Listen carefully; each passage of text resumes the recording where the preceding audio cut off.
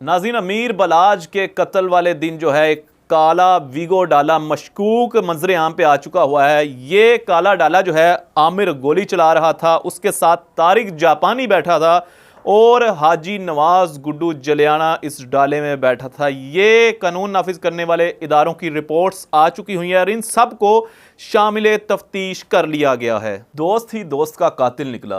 मैं बात कर रहा हूं एहसन शाह की, जो कि अमीर बालाज का बड़ा करीबी दोस्त था। दोस्त तो दोस्त का कातिल निकला ही, लेकिन साथ में दीन का लिबादा भी ओढ़ा हुआ था। रोज़ा रसूल पे मौजूद था एहसन शाह। उन्हीं कातिलों में उसका शुमार होता था जिन्होंने अमीर बालाज को ख़त्म करने के लिए शादी जैसा घिनौना खेल रचाया हुआ था। नाज़रीन किराम, आज बात करेंगे एहसन शाह के केस में। मजीद अपडेट्स आई हैं। हमारे साथ मियाँ खुर्रम साहब मौजूद हैं। मियाँ साहब, कैसे हैं आप? अल्हम्दुलिल्लाह। सर, एहसन शाह एक तो करीबी दोस्तों में से था अमीर बलाज के, और दूसरा ये कि मैं कसम बा खुदा ये सोच के मेरी रूह कांप उठी है कि यार रोज़ा रसूल पर वो मौजूद था एहसन शाह, और वहाँ से अफसोस भी कर रहा है कि मेरे दोस्त को जो है वो मार दिया गया है और खुद ही उसके कातलों में मुलव्वस था। क्या कहना चाहोगे यार? ये एक तो दोस्ती से एतबार उठ गया, दूसरा यार दीन का लबादा इस तरह भी कोई ओढ़ सकता है? बिल्कुल जी, दोस्ती के नाम से तो एतबार उठ गया और दोस्ती के नाम पर सवालिया निशान उठा दिया एहसन शाह ने, और झूठे आंसू बहाता रहा। बालाज के कत्ल के बाद ये शख्स जो है सबसे ज़्यादा गमज़दा नज़र आ रहा था। इसकी हरकतें शुरू से ही मशकूक नज़र आ रही थी, लेकिन शक इस वजह से नहीं जा रहा था कि ये बालाज का जिगरी करीबी दोस्त था और घरेलू ताल्लुकात थे, एक दूसरे की बातें इनको हद से ज़्यादा मालूम थी। और बचपन का दोस्त हो, 2010 में दोस्ती हुई हो और इस दोस्ती को 14 साल हो चुके हो, तो इस जिगरी दोस्त ने पीठ पीछे छुरा घोंप दिया, ये सोच भी नहीं सकते थे। एहसन शाह तो गिरफ्तार कर लिया गया, लेकिन इस दोस्ती पर सवालिया निशान इसने उठा दिया। एहसन शाह गिरफ्तार हुआ, पुलिस को इसने बड़ा बयान दे दिया।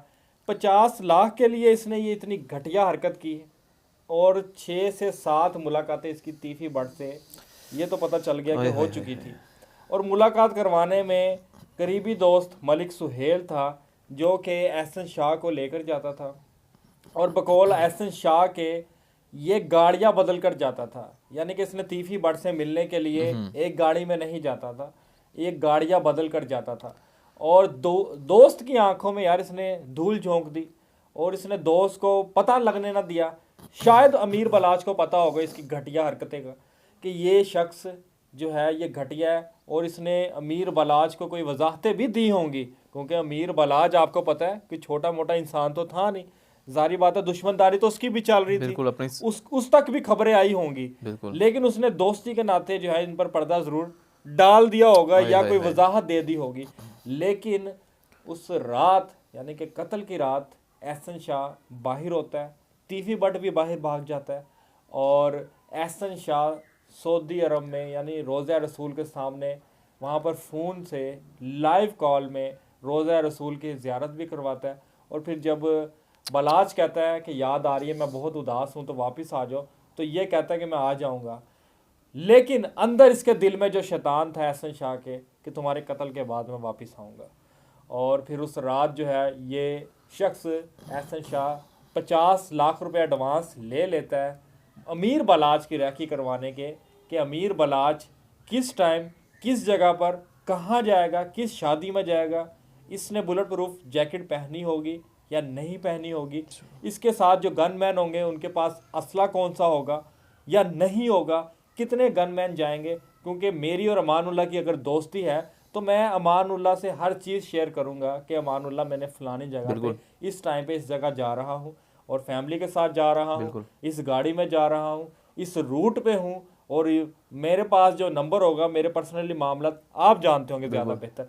तो ये दोस्ती इतनी गहरी थी। और अमीर बलाज जो है ये उस शख्स से, यानी कि एहसन जो है वो अमीर बलाज से रब्ता करके पूछता है। अमीर बलाज यानी कि बारात में भी जाता है, उस शादी में जो डीएसपी के बेटे की शादी थी उसमें उस दिन भी जाता है, लेकिन अगले दिन एक और शख्स आता है, बल्कि उसी शादी में मौजूद वो शख्स होता है जो ज़बरदस्ती कहता है कि आज भी आपने यहाँ पर आना है। तो अमीर बलाज कहता है कि मेरी तबीयत ठीक नहीं है, लेकिन उसके बावजूद वो शख्स कहता है कि जिस तरह दोस्ती यारी में था, तो कि तू ना आया तो यार मैं नाराज़ हो जाऊँगा, ये फलाना ढमकाना। तो अमीर बलाज जाता है उस शादी में पहुंचता है। एहसन जो है वो एहसन शाह उसकी रैकी भी करवा देता है और फिर मुजफ्फर नामी शख्स के साथ राब्ते में भी रहता है, तीफी भट्ट के साथ भी राब्ते में रहता है। फ़ोन कॉल यानी कि CDR भी सामने आ चुका है और फ्रांसिक रिपोर्ट भी आ रही है, जियो फेंसिंग भी कर ली होगी पुलिस ने, क्योंकि पुलिस जो इंटेरोगेशन कर रही है तो जारी बात है सर हसास मामला था इतना बड़ा। और आपको पता है कि इतना बड़ा वाकया यार, लाहौर के ये 2 बड़े ग्रुप थे जिनकी दुश्मनदारी चल रही थी और इसके अलावा और लाहौर में ऐसा कोई ग्रुप था ही नहीं, इनसे बड़ा कोई ग्रुप नहीं था वाला और तीफी गोगी भट्ट, बिल्कुल इससे बड़ा नहीं था। बिल्कुल। बहरहाल जी उस रात एहसन बालाज ने रैकी करवाने एहसन बालाज की तरह आ गया, एहसन शाह ने रैकी करवाने के 50 लाख रुपए एडवांस लिए थे और फिर इस एहसन शाह ने 2 दिन पहले अपने पाँव में जो गोली मरवाई है उसके पीछे देखें जो पुलिस के कान खड़े हुए हैं। पुलिस को पता चला कि यार ये एहसन शाह तो मशकूक हो चुका है।